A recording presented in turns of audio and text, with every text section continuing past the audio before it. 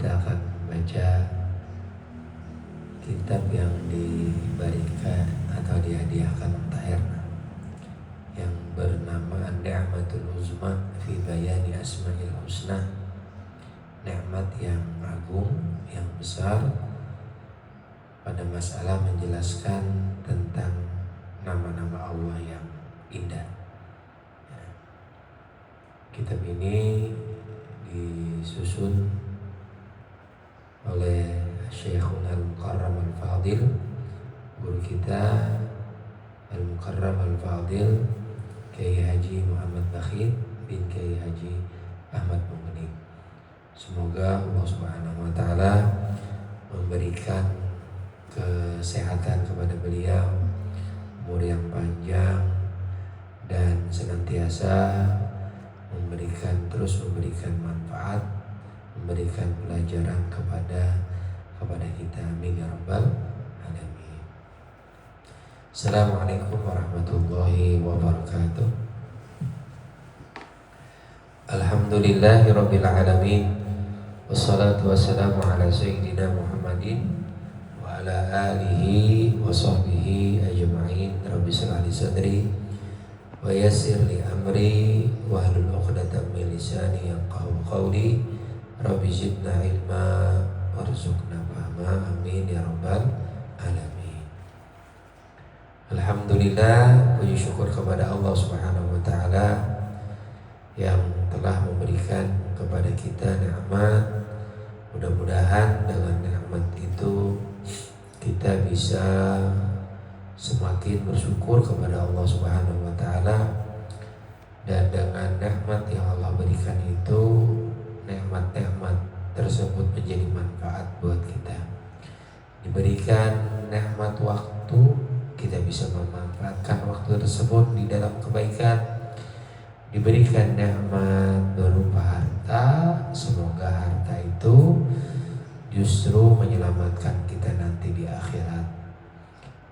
Diberikan kekuatan badan, kesehatan, kita bisa memanfaatkan untuk beribadah secara fisik kepada Allah Subhanahu wa taala, dan diberikan nikmat iman dan Islam. Mudah-mudahan kita bisa menjaganya, dan di akhir kehidupan kita mendapatkan husnul khatimah.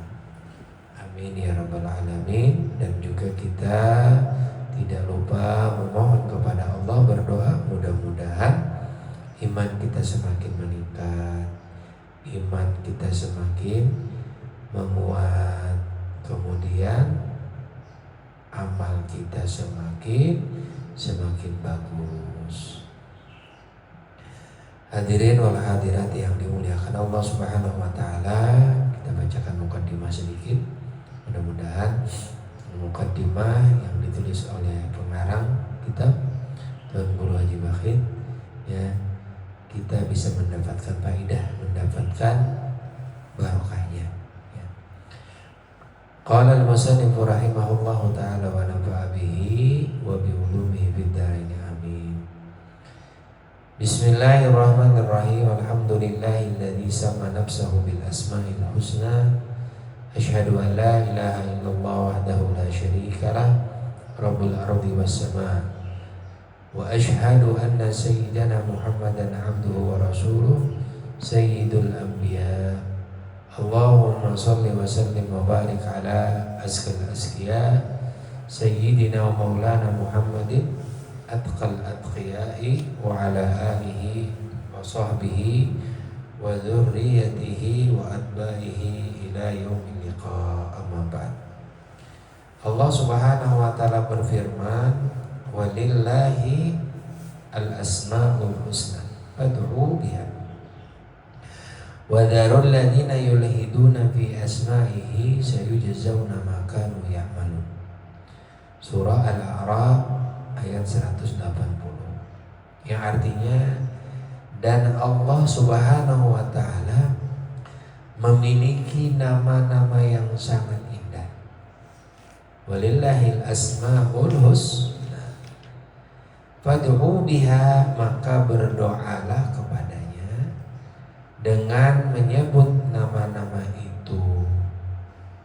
kita diperintahkan oleh Allah Subhanahu wa taala untuk menyebut namanya ketika kita berdoa. Jadi biha, ya. Kita bertawasul. Nah, ini namanya tawasul bi asmail husna. Ya. Kita berdoa dengan menggunakan nama-nama Allah, berharap agar kita semua atau agar doa kita itu diijabah oleh Allah Subhanahu wa taala. Dan tinggalkanlah alladzina yulhiduna fi asma'ihi, orang-orang yang menyimpang di dalam menyebut nama-namanya. Kelak mereka akan mendapat balasan atas apa yang telah mereka kerjakan. Ini surah Al-A'raf. Di dalam ayat 180 surah Al-A'raf tersebut itu terdapat beberapa pelajaran penting yang dapat kita ambil, kata beliau. Apa saja? Yang pertama, isbatul asma'il husna lillahi ta'ala, yaitu menetapkan asmaul husna itu bagi Allah. Artinya bahwa Allah itu memiliki nama-nama yang sangat indah, nama-nama yang sangat bagus. Jadi isbat, kita menetapkan bahwa Allah mempunyai nama Allah, bahwa Allah mempunyai nama-nama yang indah.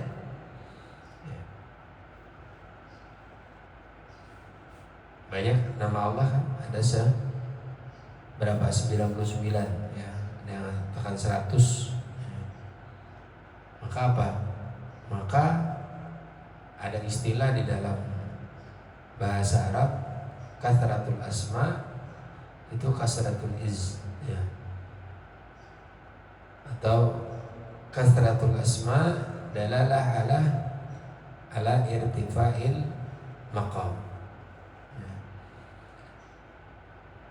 Orang yang mempunyai atau siapapun zat yang mempunyai yang mempunyai nama, dia punya nama gelar, itu menunjukkan kemuliaan kedudukannya. Seperti Rasulullah juga punya nama-nama yang banyak, 100 juga di dalam Dalailul Khairat disebutkan. Jadi banyak nama itu menyebutkan kemuliaan seseorang. Kemudian pelajaran yang penting yang bisa kita ambil selain mengisbatkan atau menetapkan nama Allah, nama-nama yang indah bagi Allah, yang kedua ada perintah untuk berdoa dengan menggunakan Asmaul Husna, yaitu perintah agar di dalam berdoa kita menyebut nama-nama Allah tersebut. Ya Arhamar Rahimin, Ya Arhamar Rahimin, Ya Arhamar Rahimin, Farjalal Muslimin. Menyebut nama Allah juga, Ya Arhamar Rahimin. Supaya apa? Supaya kita diberikan rahmat oleh Allah Subhanahu wa taala. Semoga semua kesedihan umat muslimin dihilangkan.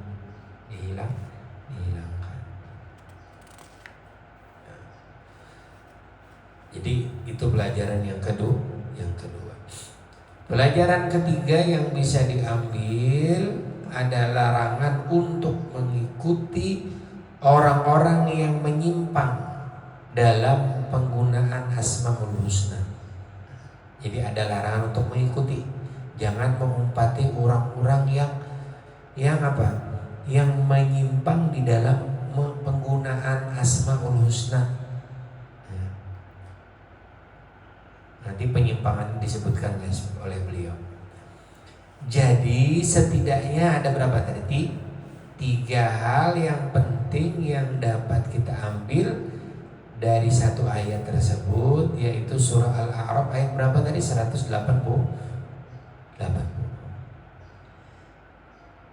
Nah, tadi berbicara masalah penyimpangan. Penyimpangan itu kata beliau Penyimpangan dalam memahami Asmaul Husna itu ada beberapa macam. Sehingga seseorang dikatakan telah menyimpang atau menyalahgunakan Asmaul Husna apabila dia termasuk di dalam salah satu bentuk berikut ini. Pertama, penyimpangan yang pertama ada ayat bil asma'al husna lillahi, bahwa dia menafikan atau menolak yanfi nafiyun ya. Menolak adanya Asmaul Husna bagi Allah. Yang ada mengakui bahwa Allah itu Maha Kasih, Rahman, bahwa Allah itu Maha Rahim. Ini menolak ada. Kayak apa? Ketika ini ditimpa musibah, ini menyalahkan Tuhan. Padahal kita harus berusaha ridho dengan takdirnya.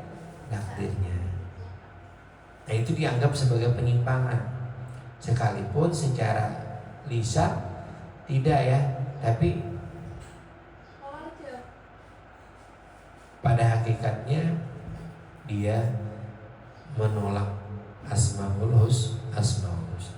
Jadi ada kelompok yang disebut, kalau ini maksudnya menolak sama sekali, yang dimaksud oleh beliau di sini, yang penyimpangan pertama itu adalah kelompok Jahmiyah, ya, dan sebagian kelompok Mu'tazilah. Mereka mengatakan bahwa Allah itu hanya memiliki satu nama saja, yaitu Allah Subhanahu Wa Taala. Tidak ada nama yang lain. Nah, ini merupakan bentuk penyimpangan. Padahal karena dalam Al-Quran sudah disebutkan walillahil asmaul husna. Al-asma itu apa? Jamak, bukan mufrad. Maka mempunyai nama-nama yang banyak, yang indah. Jadi di ayat tersebut wadaru alladzina tadi, Allah melarang kita mengikuti orang yang menyimpang, yang mengatakan tidak ada nama bagi Allah selain Allah. Ucapan seperti ini jelas merupakan bentuk penyimpangan. Kemudian penyimpangan yang kedua, an yusbital asma lam yusammi biha nafsah, bahwa dia menetapkan nama-nama bagi Allah yang tidak pernah Allah tetapkan untuk dirinya sendiri. Nah, itu masuk penyimpangan. Allah tidak pernah menetapkan nama-namanya dengan nama tersebut, tapi ada kelompok yang menyematkan nama yang Allah tidak memberikan nama, atau menginfokan, memadahkan bahwa itu nama Allah. Jadi ada orang yang menciptakan nama-nama baru untuk Allah Subhanahu Wa Taala sesuai dengan keinginannya sendiri. Padahal nama-nama Allah itu sudah ditetapkan secara pasti di dalam Al-Quran dan hadis Rasulullah. Apabila seseorang menamai Allah dengan nama yang tidak disampaikan oleh Rasulullah, meskipun maknanya bagus nih, itu termasuk penyimpangan ya. Karena Asmaul Husna bersifat tauqif ya. Ditetapkan berdasarkan dalil dari Allah dan dari Rasulnya. Tidak boleh ditambah dan tidak boleh dikurangi. Jadi apabila seseorang menambah satu nama yang tidak pernah disebutkan di dalam Al-Quran dan hadis, maka dia telah melakukan penyimpangan. Ini termasuk orang yang penyimpangan yang kedua tadi ya. Kalau yang pertama itu menolak sama sekali, ada nama-nama Allah, padahal sudah disebutkan nama-nama Allah yang baik itu. Kelompok kedua sebaliknya, justru menambah-nambahi. Contohnya kayak apa? Penyimpangan. Menamai Allah dengan Al-Arif, yang artinya yang mengenalkan. Al-Arif, Allah, nama Allah itu Al-Arif. Tapi kalau kita menyebutkan bahwa Allah itu maha mengenal, ya ada apa-apa. Tapi tidak kita menamai bahwa Allah itu mempunyai nama asma itu ada Al-Arif, padahal tidak disebutkan. Nah, Al-Arif itu walaupun artinya bagus, tetapi Allah tidak pernah menyebut salah satu namanya adalah Al-Arif. Maka jangan sekali-kali kita berdoa kepada Allah dengan berkata ya Arif, karena hal itu termasuk penyimpangan. Ya. Banyak contoh-contoh lain seperti Al-Fahim, ya, yang artinya memahami. Ya Fahim, boleh. Tapi kalau menyebutkan, mengkabarkan bahwa Allah itu memahami segalanya itu boleh. Kita tidak memberikan namanya, ya, tidak menyebutkan namanya.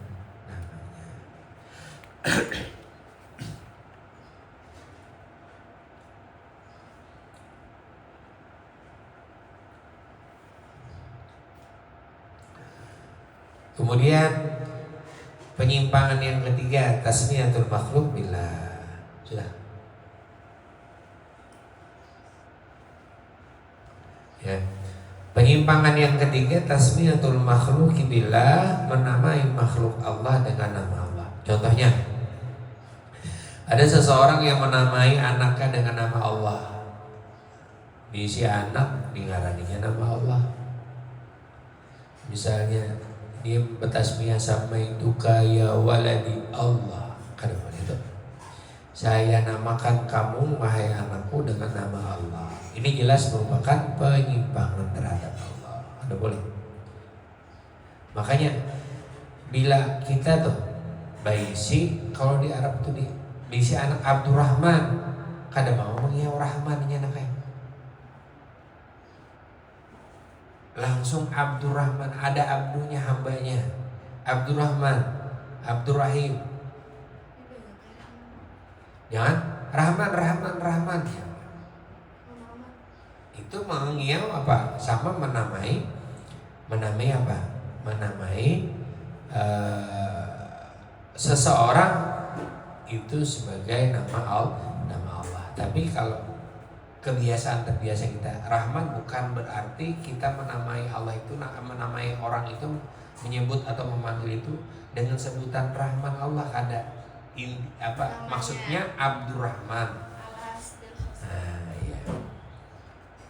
Tapi itu berbahaya juga kan? Di sini. Kayak jika ditambahkan dengan kata abdu seperti Abdullah, maka itu diperbolehkan dan bahkan disukai oleh Allah. Ya, Allah Maha Rahim. Seperti Abdur Rahim, nah bagus tuh. Karena dia Nabi nampak ahabbul asma'ilallah Abdullah wa Abdurrahman. Nama yang paling dicintai oleh Allah itu adalah Abdullah dan Abdurrahman. Akan tetapi ketika seseorang menamai anak dengan nama Abdullah, maka jangan sekali-kali memanggilnya dengan sebutan Allah. Panggillah dengan nama lengkapnya. Nah, dari sini ada. Seperti Abdullah, atau boleh disingkat. Disingkat Dullah. Disingkat Dullah. Kalau orang itu abadi. Abdullah itu Amudi Ahmad. Ya. Dengan Dullah. Jika Haji Dullah ya, kayak itu Haji Dullah dikira orang. Kadang mau Haji Allah. Ada boleh? Haji Dullah. Dullah itu artinya Abdullah.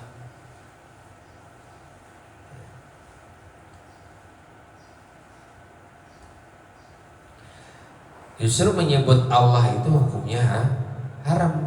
Mengiau orang dengan sebutan Allah hukumnya haram, sebagaimana dijelaskan di dalam kitab Fathul Bari, syarah daripada Sahih Al-Bukhari, karya Syekh Ibnu Hajar Al-Asqalani. Nama Ar-Rahman juga nama Allah yang khusus dan hanya boleh digunakan untuk Allah. Tidak diperbolehkan diperbolehkan untuk makhluk. Baik itu masjid, musola, sekolah atau manusia yang diberi nama Ar-Rahman, karena nama tersebut khasun billah, khusus hanya untuk Allah. Makna dari Ar-Rahman adalah Tuhan yang Maha Pengasih, seperti yang menciptakan ruh. Ya, seperti menciptakan ruh itu bagian daripada makna Ar-Rahman. Sekarang coba kita renungkan, apakah kita mempunyai atau apakah kita mampu menciptakan ruh, menciptakan langit atau bumi? Tentu tidak. Maka dari itu jelas bahwa Ar-Rahman adalah nama yang hanya pantas bagi Allah saja. Jadi makna kita keuntungan fadilah kita mengenal nama Allah ini, kita mempelajari asma-asma Allah ini, interaksi kita kepada Allah itu semakin kuat. Itu kelebihannya. Ya mudah-mudahan kita bisa mengenal lebih jauh nama-nama Allah, sehingga ketika kita berinteraksi dengan Allah Subhanahu wa Ta'ala itu lebih rasanya lebih dahsyat, lebih baik, lebih mendalam, lebih khusyuk dibanding kita tidak mengenal nama Allah. Wallahu taala alam bisawab. Subhanakallahumma bihamdika asyhadu an la ilaha illa anta astaghfiruka wa atubu ilaik. Assalamualaikum warahmatullahi wabarakatuh.